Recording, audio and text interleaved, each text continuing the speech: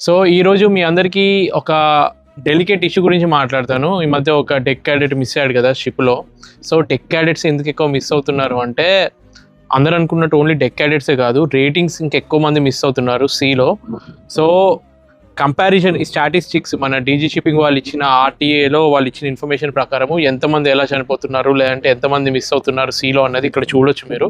ఎక్కువైతే రేటింగ్స్లో ప్రాబ్లం ఉంది. ఆఫీసర్స్ కిందకి వచ్చేసరికి ఈ క్యాడెట్స్ ఎక్కువ ఇష్యూ ఉందన్నమాట. ఈ క్యాడెట్స్ ఎందుకంటే నా దృష్టిలో వాళ్ళు 12th పాసే ఉంటారు, అంత వెల్ మెచ్యూర్డ్గా ఉండరు, ప్లస్ ఏదైనా తట్టుకునే శక్తి అంత ఈజీగా ఉండదు. అందుకే ఈ మధ్య ఇట్లాంటి సెల్ఫ్ హార్మ్, ఇట్లాంటి సముద్రంలో దూకడం లాంటివి ఎక్కువ చేస్తున్నారు. కొందరు బై మిస్టేక్గా పడవచ్చు, కొందరు హెరాస్మెంట్ తట్టుకోలేక, కొందరు మెంటల్ టార్చర్కి, కొందరేమో లవర్ ఇష్యూ, ఫ్యామిలీ ఇష్యూస్, ఇలా ఎన్నో ఉన్నాయి. బట్ ఓవరాల్గా ఒకటే, పేరెంట్స్ కానీ ట్రైనింగ్ ఇన్స్టిట్యూట్ మీరు జస్ట్ వాళ్ళని ఎడ్యుకేషన్ పర్పస్లో కాకుండా వాళ్ళని మెంటల్గా స్ట్రాంగ్ చేయడానికి మ్యాక్సిమం ట్రై చేయండి. అప్పుడు ఇట్లాంటి కేసెస్ చాలా తక్కువ అవుతాయి. ఏంటి సడన్గా లొకేషన్ చేంజ్ చేసినా అని అనుకుంటున్నారా? యాక్చువల్గా షిప్ రాత్రిపూట ఎలా ఉంటుందో చూడండి, మీకు లైటింగ్ చూపిస్తాను. ఇప్పుడు షిప్ యాంకర్లో ఉంది కాబట్టి ఇట్లా కనీసం ఇట్లా ఈ వెళ్తుడైనా ఉంది, లైటింగ్ ఉంది. మామూలుగా అయితే సేలింగ్లో ఎటువంటి లైట్లు ఏవి ఉండవు, జస్ట్ ఫార్వర్డ్, యాఫ్ట్, ముందు వెనకాల, port side, star board side, ఈ 4 లైట్లే ఉంటాయి అన్నమాట. సో నావిగేషన్ కోసము అట్లా లిమిటెడ్ లైట్స్ తోటి షిప్ వెళ్తుంది. సో ఏం జరిగిందంటే, ఇప్పుడు మిస్సింగ్ కేసెస్ గురించి మాట్లాడుతున్నాను కదా, రియల్ లైఫ్లో జరిగిన ఒక ఇన్సిడెంట్. ఒక కంపెనీలో, ఇది నేను ఒక జూనియర్ దగ్గర నుంచి వెళ్ళి విన్న విషయం అనమాట. సో తను ఫస్ట్ టైం లైఫ్లో షిప్ జాయిన్ అయ్యిండు. మధ్యాహ్నం 12కి అట్లా షిప్ జాయిన్ అయ్యిండు. అప్పుడే చీఫ్ ఇంజనీర్ డ్యూటీ ఎలొకేట్ చేసిండు. అతను క్యాడెట్ అనమాట, 5th ఇంజనీర్ అనొచ్చు. ఫస్ట్ టైం ఇంజనీర్గా షిప్లో జాయిన్ అయ్యిండు. సో మామూలుగా అతను 2nd ఇంజనీర్ తోటి డ్యూటీలో ఉండాలి. కాకపోతే ఆల్రెడీ ఇంకో క్రూ మెంబర్ రేటింగ్ ఆ 2nd ఇంజనీర్కి తోడుగా ఉన్నాడని చెప్పి వాచ్ కీపింగ్కి 3rd ఇంజనీర్ కూడా అదే రోజు జాయిన్ అయ్యిండు ఈ జూనియర్ ఇంజనీర్ తోటి. సో 3rd ఇంజనీర్కి ఇంకా ఈ జూనియర్ ఇంజనీర్ని ఓకే, రాత్రి 12 నుంచి 4కి వీళ్ళ వాచ్ టైం ఉంటుంది, మధ్యాహ్నం 12 నుంచి 4 కూడా 3rd ఇంజనీర్ వాచే ఉంటుంది. సో చీఫ్ ఇంజనీర్ అన్నాడు, సరే మీరు 12 to 4కి రండి అని చెప్పి టైం అంతా షెడ్యూల్ చేసి తనకి వెళ్ళిపోయాడు. తర్వాత ఏం చేసిందంటే, ఈ కొత్త జాయిన్ అయ్యాడు కదా జూనియర్ ఇంజనీర్, అరే ఇప్పుడు రెస్ట్ తీసుకోపోని పంపిండు చీఫ్ ఇంజనీర్. ఏం రెస్ట్ తీసుకుంటావు, ఒకసారి షిప్ జాయిన్ అవుతాయి, ప్రకృతి అందాలని చూడాలి అని చెప్పి ఆ మధ్యాహ్నం పూట ఆ జూనియర్ ఇంజనీర్ తోటి ఈ 3rd ఇంజనీర్ నడుచుకుంటూ మొత్తం షిప్ వాక్ చేసిండు. చూడు ఎంత బాగుంది అంటే, ఇవన్నీ నువ్వు ఎంజాయ్ చేయాలి లైఫ్లో, జస్ట్ ఏదో షిప్ ఎక్కామా పని చేసుకున్నామా అని కాదు, ఈ నేచర్ని ఎంజాయ్ చేయాలి, ఇవన్నీ చెప్పాడనమాట. తర్వాత వాళ్ళు ఇక పడుకున్నారు, రెస్ట్ తీసుకున్నారు. ఏదైతే రాత్రి 12 o'clockకి అతని వాచ్ ఉంటుంది కాబట్టి షిప్ బయలుదేరింది ఆ పోర్ట్ నుంచి వెళ్ళి. ఇప్పుడు పర్టికులర్గా నేను అది ఏ పోర్టు అవన్నీ చెప్పలేను, గల్ఫ్ కంట్రీలో ఒక పోర్ట్. సో షిప్ బయలుదేరింది. సో అతని వాచ్ కూడా స్టార్ట్ అయింది 12 o'clockకి. 3rd ఇంజనీర్ వచ్చిండు, ఇతనితో పాటు జూనియర్ ఇంజనీర్ కూడా వచ్చిండు. సో తర్వాత అరౌండ్ 1 o'clock అట్లా ఈ జూనియర్ ఇంజనీర్ ఫస్ట్ టైం లైఫ్లో షిప్ ఎక్కిండు. ఫస్ట్ టైం ఇట్లా వాచ్ అనేది ఉంటుంది, ఇట్లా వర్క్ చేసేది ఉంటుంది, ఏం ఐడియా లేదు తనకి. 1 o'clock తర్వాత 3rd ఇంజనీరు కనిపించలేదన్నమాట. సో ఏముందిలే అంటే తన క్యాబిన్కి వెళ్ళి పడుకున్నాడేమో, నేను ఉన్నా అని చెప్పి అనుకొని వదిలేసిండు. తనకి ఐడియా లేదు కదా. దాని తర్వాత పొద్దున చీఫ్ ఇంజనీర్కి చెప్పిండు, ఇట్లా 3rd ఇంజనీర్ నైట్ 1 నుంచి వెళ్ళి క్యాబిన్కి వెళ్ళి పడుకున్నాడేమో అని. అంటే చీఫ్ ఇంజనీర్కి కోపం వస్తుంది, అట్లా వదిలేళ్తాడు, నేను ఒక్కడిని, నువ్వు కొత్తోడివి కదా అన్నట్టు అని. సరే అని నాక్ చేస్తారు, ఎంత కొట్టినా తలుపు తీయడు, ఆయన క్యాబిన్లో ఉన్నాడేమో అని చెప్పి. తర్వాత డౌట్ వస్తుంది, అసలు ఎక్కడున్నాడు అని చెప్పి షిప్ మొత్తం సెర్చ్ ఆపరేషన్ మొదలు పెడతారు. షిప్ మొత్తం వెతికినా దొరకడు. సో అతను లాస్ట్ ఏదైతే టైంకి చూసిందో ఆ 1 o'clock ఏదైతే ఉందో, పొద్దున అర్ధరాత్రి 1 గంటకి, అప్పుడు షిప్ ఎక్కడుందో మళ్ళీ అదే పొజిషన్కి షిప్ని టర్న్ చేసి ఆ పొజిషన్కి తీసుకొచ్చిండు. సర్చ్ ఆపరేషన్ మొదలుపెట్టిండు. నిజం చెప్పాలంటే రాత్రిపూట ఒక్కసారి చూడండి, ఎంత అసలు ఏం కనిపించదు. ఇప్పుడు నా ఫేస్ కూడా కనిపించట్లేదు, ఇప్పుడు ట్యూబ్లైట్లు ఉన్నాయి కాబట్టి ఆ మాత్రం కనిపిస్తుంది. మొత్తం చిమ్మ చీకటి ఉంటుంది. సో ఇక్కడ ఏంటంటే, అందరు అనుకునేది ఏంటంటే అతను కొన్ని ఫ్యామిలీ ఇష్యూస్ తోటి వాటర్లో దూకేసి ఉంటాడు అన్నది ఒక అంటే నిజమేంటో ఇప్పటికీ ఎవరికి తెలియలేదు. బట్ తర్వాత కొన్ని రోజులకి వీళ్ళు అనుకున్నారు, మేబీ ఫ్యామిలీ ఇష్యూస్ వల్ల అతను ఇట్లా నీళ్ళలో దూకాడేమో అని చెప్పి. సో మనిషి మిస్ అయిపోతే ఇక పోర్ట్కి దగ్గరనే ఉంది కాబట్టి సో పోలీస్ ఎంక్వైరీ అవన్నీ ఉంటాయి కదా, ఆ ఫార్మాలిటీస్ కోసం షిప్ని ఆపిండు ఆ పోర్ట్కి తీసుకొచ్చి. ఇప్పుడు ప్రాబ్లం ఏంటంటే ఆ మిస్సింగ్ కేసు కాబట్టి ఈ ఎవరైతే జూనియర్ ఇంజనీర్ ఉన్నాడో ఇతన్ని పోలీసులు ఇన్వెస్టిగేట్ చేస్తున్నారు. ఇక షిప్లో ప్రతి ఒక్కరిని అడిగిండు, అతని లాస్ట్ లొకేషన్ ఏంటి, లాస్ట్ టైం ఎప్పుడు చూసి, అసలు ఏం జరిగింది షిప్లో ఆ టైంకి అని చెప్పి మొత్తం ఇన్ఫర్మేషన్ లాగిండు. సో ఉన్నది ఒక్కడే అతనితో ఆ టైంకి ఈ జూనియర్ ఇంజనీర్. సో అతను ఒక వారం రోజుల పాటు వాళ్ళు వచ్చి ఎంక్వైరీ చేయడము, షిప్ నుంచి వెళ్ళి అతన్ని తీసుకెళ్ళడము, ఈ మొత్తం అంతా అయిందనమాట. సో వాడేమో లైఫ్లో ఫస్ట్ టైం అంతా కష్టపడి షిప్కి వచ్చి సడన్గా ఇట్లాంటి ఒక ఇన్సిడెంట్లో ఇన్వాల్వ్ అయ్యేసరికి ఫుల్ టెన్షన్. కానీ ధైర్యంగా ఇక జరిగిందంతా చెప్పిండు, ఇట్లా నేను 1 o'clockకి చూశాను, దాని తర్వాత నాకు కనిపించలేదు అని చెప్పాడు. సో ఆ పోలీసులు అందరూ ఈ జూనియర్ ఇంజనీర్ని అన్ని క్వశ్చన్స్ వేసి అతను లాస్ట్ చెప్పిండు, నా లైఫ్లో ఫస్ట్ టైం నేను షిప్ ఎక్కిన, నా ఫస్ట్ డేనే ఇట్లా జరిగింది అని చెప్తే ఇక అతనికి ఏం ఎక్స్పీరియన్స్ లేదని చెప్పి ఇక అతన్ని వదిలేసిండు అనమాట. తర్వాత తన కాంట్రాక్ట్ కంప్లీట్ చేసుకున్నాడు, వెళ్ళిపోయాడు, వాళ్ళ ఇంటికి వెళ్ళిపోయాడు. ఇవన్నీ నేను ఎందుకు డిస్కస్ చేస్తున్నానంటే, నేను లైవ్లో ఇట్లాంటి అంటే రియల్గా జరిగిన ఇన్సిడెంట్ని వినడం ఫస్ట్ టైం కాబట్టి నాకే ఆశ్చర్యం వేసింది. ఏంటంటే అతను అంత స్ట్రాంగ్గా ఉన్నట్టే కనిపించింది. అంటే అతను జూనియర్ని తీసుకొని మొత్తం షిప్ని చూపించి, చూడండి ప్రకృతిని ఎంజాయ్ చేయాలి అని అవన్నీ మాట్లాడినోడు రాత్రికి రాత్రి ఫ్యామిలీ ప్రాబ్లమ్స్ లేదంటే ఏదో ఒక ఇష్యూ తోటి అంటే అతనితో ఆ జూనియర్తో మాట్లాడుతున్నప్పుడు, నేను ఒకప్పుడు చాలా మంచి కంపెనీలో వర్క్ చేశాను, ఇప్పుడు ఇట్లా అయింది నా పరిస్థితి అన్నట్టు ఏదో ఒక మాట అన్నాడంట. సో మేబీ ఆ ఫీలింగా లేదంటే ఏదో డిప్రెషన్లో ఉన్నాడు అన్న ఫీలింగ్ అయితే వచ్చింది. సో అట్లా నీళ్ళలో దూకిండు. Maximum cases of missing cases ఇట్లా వాళ్ళు సెల్ఫ్ హార్మ్, వాళ్ళంతటి వాళ్ళు ప్రాణాలు వదులుకోవాలి అన్న ఉద్దేశంతో దూకినే ఎక్కువ ఉంటాయి. ఎక్కడో కొన్ని తక్కువ కేసెస్లో ఎలా అంటే కొందరు వర్క్లో సేఫ్టీ అస్సలు ఫాలో గారు. ఇప్పుడు మనము బిల్డింగ్ బయట పెయింటింగ్ చేయాలంటే ఒక చిన్న చెక్క దాని మీద తాడులు వేసి ఒకటి మీద పట్టుకొని చేస్తారు కదా, అట్లనే షిప్కి బయట కూడా పెయింట్ ఇట్లా వేసేటప్పుడు డెక్ మీద మేము సేఫ్టీ హార్నెస్ యూస్ చేస్తాము, ప్రతిదీ సేఫ్టీ చూసుకొని పనిచేస్తారు. కొందరు సేఫ్టీ యూస్ చేయని కంపెనీస్ ఉంటాయి కదా, అట్లాంటప్పుడు పొరపాటున నీళ్ళలో పడిపోయే ఛాన్స్ ఉంటుంది. కొన్ని సందర్భాల్లో పైలట్ ల్యాడర్ నుంచి వెళ్ళి ఒక బోట్కి ఎక్కడానికి, మనిషి ఇంకో షిప్ నుంచి ఇంకో షిప్కి వెళ్ళడానికి, ఆ ట్రాన్స్ఫర్ అయ్యే టైంలో రఫ్ వెదర్ వల్ల నీళ్ళలో పడిపోవడం. సో ఇట్లాంటి వల్ల ఆపరేషనల్ వైజ్గా మిస్సింగ్ కేసెస్ కూడా నీళ్ళలో పడిపోయింది అనుకో, అట్లాంటిది కూడా అయ్యే ఛాన్స్ ఉంటుంది. ఇప్పుడు ఏవైతే స్టాటిస్టిక్స్ ఇప్పుడు నేను చెప్పబోతున్నానో అందరూ అనుకుంటున్నట్టు జస్ట్ ఆఫీసర్స్లో ఏదైతే డెక్ క్యాడెట్సే కాకుండా ఎక్కువ మంది మిస్ అవుతున్న కేసెస్ అయితే రేటింగ్స్ అంటే ఎవరంటే, ఇప్పుడు ఆఫీసర్స్ కంటే నెలకి మంచి జీతం వస్తుంది, మినిమం 2 లక్షల రూపాయల నుంచి వెళ్ళి స్టార్ట్ అవుతుంది అప్రాక్సిమేట్గా, యావరేజ్గా చెప్తున్నాను. అదే రేటింగ్ అయితే నెలకి 1 లక్ష రూపాయలు వస్తుంది అనుకుందాం. కాకపోతే కొన్ని కంపెనీస్ ఎలా ఉంటాయంటే చాలా దారుణంగా వాళ్ళ దగ్గర నుంచి వెళ్ళి షిప్ జాయిన్ అవ్వడానికి లంచాలు తీసుకుంటారు, కరప్షన్. ఇప్పుడు నేను ఓపెన్ అప్ అయ్యి రియాలిటీ మాట్లాడుతున్నా. షిప్పింగ్లో ఒక్క వైపర్ కానీ, ఒక ఆయిల్ మెన్ కానీ, ఒక ఏబీ కానీ, ఒక ఆర్డినరీ సీమెన్ కానీ, ఒక పెద్ద మెర్చెంట్ నేవీ షిప్లో ఇట్లాంటి షిప్లో జాయిన్ అవ్వాలంటే మినిమం 5 లక్షలు ఛార్జ్ చేస్తున్నారు. ఎవరు? ఏజెంట్లు. ఈ ఏజెంట్లు షిప్పింగ్ కంపెనీకి ఇస్తారు. వాళ్ళు ఏం చేస్తారు, వాళ్ళ షిప్పింగ్ కంపెనీలలో పెద్ద పెద్ద నోటీసులు ఉంటాయి, ఏమని, వీ డోంట్ ఎంకరేజ్ ఏజెంట్స్, మేము ఎటువంటి లంచాలకి నో బ్రైబరీ, ఇట్లాంటి ఎన్నో పెద్ద పెద్ద పెడతారు. కానీ మ్యాక్సిమం పెద్ద పెద్ద మంచి మంచి కంపెనీస్లో కూడా ఇంకా నడుస్తుంది. నేను ఇప్పుడు ఆ కంపెనీ పేరు చెప్పలేను, ఆ వ్యక్తుల పేర్లు చెప్పలేను, ఎందుకంటే నేను చెప్తే నా కెరియర్కి ప్రాబ్లం కాబట్టి, నా దగ్గర డైరెక్ట్ ప్రూఫ్స్ లేవు కాబట్టి నేను డైరెక్ట్ అట్లా చెప్పలేను. బట్ నేను చూసిన వాళ్ళలో 90% స్టార్టింగ్ కెరియర్ జాయిన్ అవుతున్నప్పుడు లంచాలు ఇచ్చారు. ఎందుకంటే చాలామందికి ఒరిజినల్ మార్గంలో ఎలా షిప్పింగ్కి రావాలో అన్న ఐడియానే లేదు. అంటే వాళ్ళ మెరిట్ తోటి అట్లా ఒక ప్రాపర్ వేలో ఒక మంచి ఇన్స్టిట్యూట్లో జీపీ రేటింగ్ కోర్స్ చేసైనా, ఎక్కడైతే ప్లేస్మెంట్స్ బాగుంటాయి 100% స్పాన్సర్షిప్ ఉన్న కాలేజ్లో చేయడం లాంటివి చేయకుండా షార్ట్ కట్ మెథడ్, ఇక్కడ తప్పు ఏజెంట్లది ఎంత ఉందో లంచం ఇచ్చి షిప్ ఎక్కాలి అనుకున్న వాళ్ళది కూడా అంతే ఉంది. సరే, ఇప్పుడు నేను ఎంత ఎందుకు చెప్తున్నానంటే, ఈ అనాలిసిస్ ఎవరు చేసిందో లేదో నాకు తెలియదు, కానీ ఈ రేటింగ్స్లో ఎక్కువ మంది ఇట్లా మిస్సింగ్ కేసెస్ ఎందుకు అవుతున్నాయి అంటే, వాళ్ళు ఆల్రెడీ అప్పులలో ఉంటారు. ఇట్లాంటి ఏజెంట్లకు డబ్బులు ఇచ్చి కొందరు మోసపోయిన వాళ్ళు ఉంటారు. ఒకసారి మోసపోతాడు, ఒక 5 లక్షలు ఇచ్చి వాడు పారిపోతాడు అనుకో ఏజెంట్, మళ్ళీ ఇంకోసారి అదృష్టం బాగుండి ఒక షిప్ దొరికింది, ఎక్కిండు. ఏదో ఒక పాయింట్లో ఫ్యామిలీ నుంచెలో ప్రాబ్లం, ఎంగేజ్మెంట్ అమ్మాయి ఒక అమ్మాయితో ఎంగేజ్మెంట్ అవుతుంది, ఆ అమ్మాయి నువ్వు ఇట్లా షిప్లో ఉంటున్నావు, నేను వద్దు, నువ్వు నాకు వద్దు అనడం, లవర్ ఇష్యూస్, ఇట్లాంటి 1,00,000 విన్నాను రీజన్స్.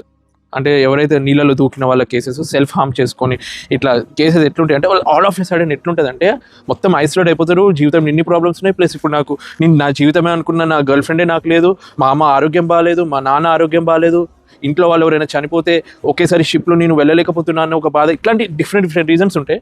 వాళ్ళకి కనిపించేది ఏంటి, సడన్గా ఎవరికి చెప్పకుండా ఏదైనా ఒక ప్లేస్కి వస్తారు, ఇట్లా డెక్ మీదకి వస్తారు, దూకుతారు. ఆ టైంకి ఎవరికి తెలీదు, వాళ్ళు సీక్రెట్గా ప్రతి షిప్కి సీసీటీవీలు మొత్తం ఇట్లా ఉండదన్నమాట, కొన్ని షిప్లకి సీసీటీవీలు ఉండవు. సో వాడు ఏ టైంకి దూకిండు అవన్నీ ఎవరికి తెలియదు.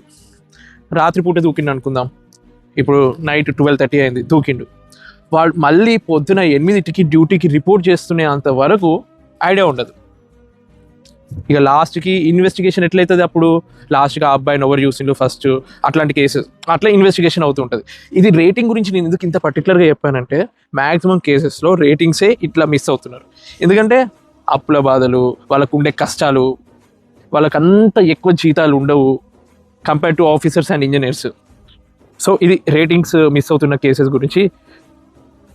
అంటే ఇంత ఓపెన్గా నేను ఇంతకుముందు ఎప్పుడు చెప్పలేదు, ఎందుకో ధైర్యం చేసి ఈ వీడియోలో చెప్పాలి అనిపించి చెప్తున్నాను. ఎందుకంటే ఒక ప్రాణానికి ఎంత వాల్యూ ఉంటుంది, నీకు ఎంత కష్టం ఉన్నా కానీ నీ ఫ్యామిలీ కోసం నువ్వు బతకాలి. నువ్వు ఎంత ఈజీగా వెళ్ళిపోతావు, తర్వాత ఎవరు బాధపడేది.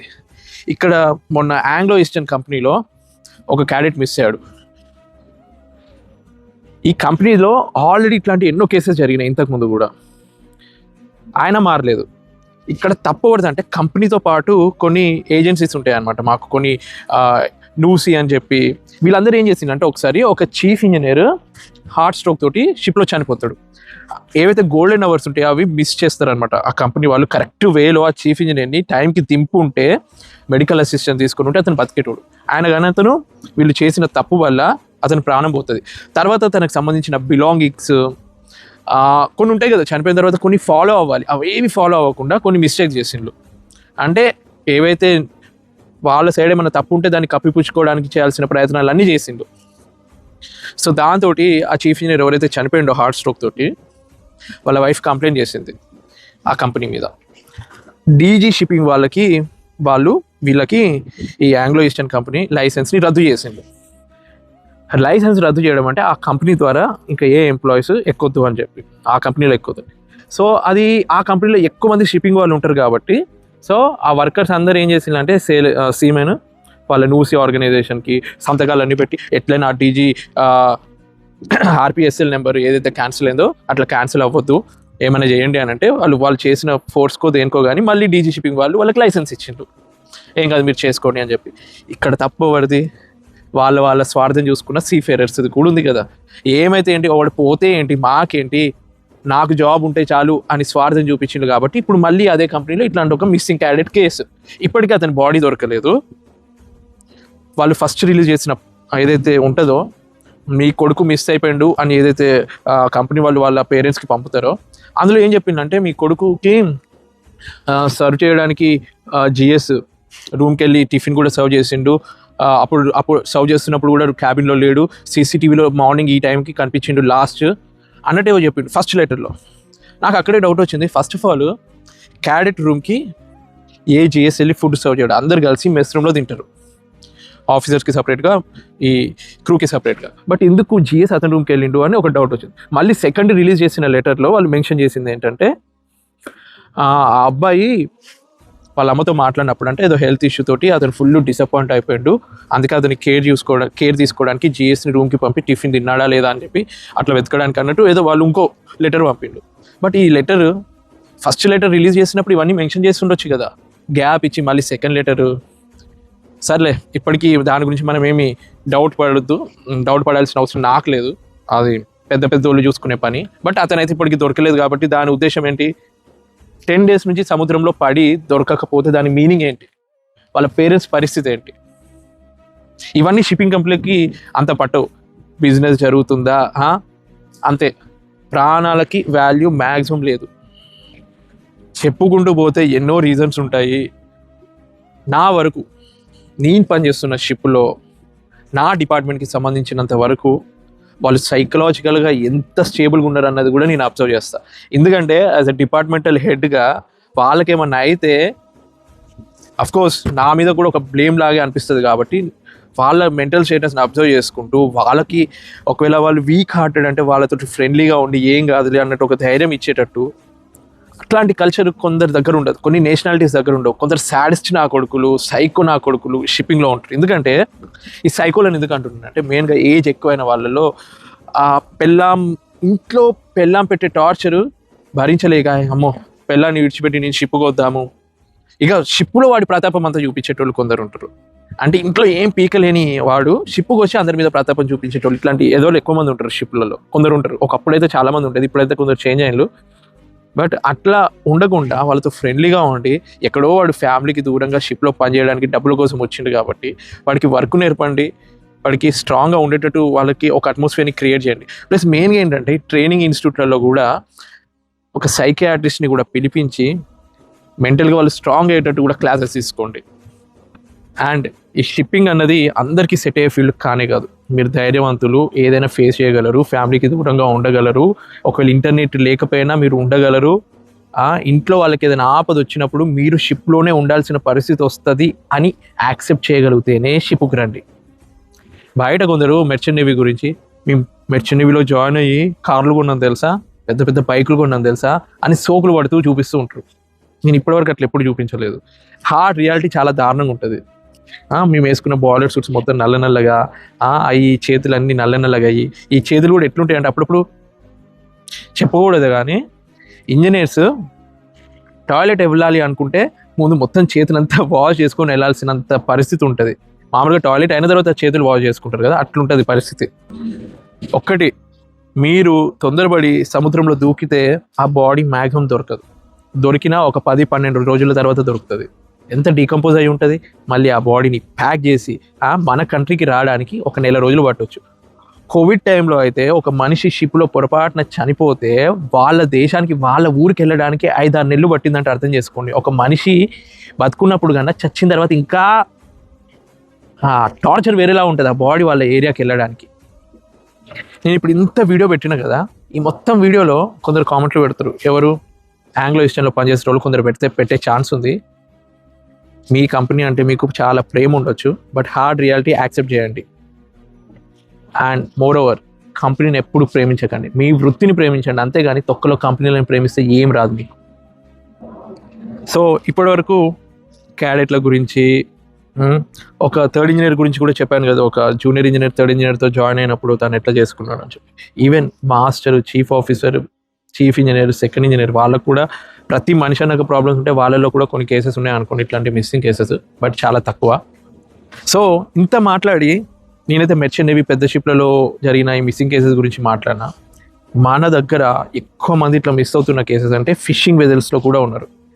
ఈ ఫిషింగ్ వెజల్స్లో ఎట్లుంటుందంటే వాళ్ళకి మామూలుగా బాత్రూమ్లు ఉండవు, చిన్న చిన్న బోట్లు కాబట్టి వాళ్ళు ఏం చేస్తారు, ఒక తాడు ఇట్లా ఉంటుంది, ఆ తాడుని పట్టుకొని ఆ ఓపెన్ డెక్లో సముద్రంలో డైరెక్ట్ ఎస్క్రీట్ అవుతారు. ఓకే, అప్పుడప్పుడు నిద్ర మబ్బులో వాళ్ళు రాత్రిపూట పట్టుకొని తాడిని పట్టుకొని నిద్ర వచ్చింది అనుకో, పొరపాటున వాటర్లో పడితే పోతారు. ఒక ఇన్సిడెంట్ రీసెంట్గా ఒక ఫిషింగ్ వెజల్ ఇట్లనే రాత్రి పొద్దుగాల 4కి బాత్రూమ్ పోతూ తాడిని పట్టుకొనే ఉన్నాడు, నిద్ర మబ్బు వచ్చి నీళ్ళలో పడిపోయాడు. షిప్ అట్లనే ఆ బోట్ వెళ్తూనే ఉంది. పొద్దున 6కి అందరు లేచి ఈ ఫిషింగ్ నెట్లు అన్నీ రెడీ చేసుకుంటారు కదా, ఏడు ఇంకా కనిపించట్లేదు, లేవలేదా అని షిప్ ఆ బోట్ మొత్తం వెతికితే దొరకలేదు. అప్పుడు డౌట్ వచ్చి మళ్ళీ వెనక్కి వెళ్ళారు. 4కి పడితే 2 గంటలు ఆల్రెడీ ముందుకు వచ్చింది బోటు. మళ్ళీ అదే రూట్లో వెనక్కి వెళ్తే 8కి ఆ పొజిషన్లో లక్కీగా అతను ఫ్లోటింగ్ చేసుకుంటూ ఈదుతూ కనబడ్డాడు.